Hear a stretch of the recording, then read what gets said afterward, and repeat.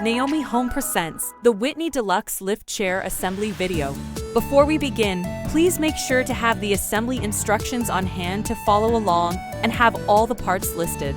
To get started, connect the backrest to the chair base. Push down until you hear it click in place. Connect the wires to their designated color. Next, connect the cable onto the back side of the chair base.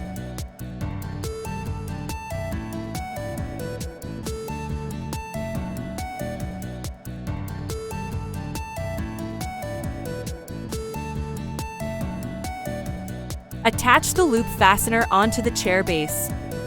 Insert the left and right corner side pieces onto the backrest. Now that you've connected all of the cables, you are able to recline and lift with the help of a remote.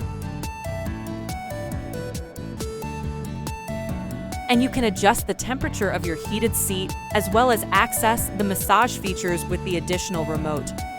And there you have it. Your Whitney Deluxe Lift Chair is complete and ready for use. Thanks for watching. Please like, subscribe, and share for more Naomi Home content. You can find the product link and more in the description below.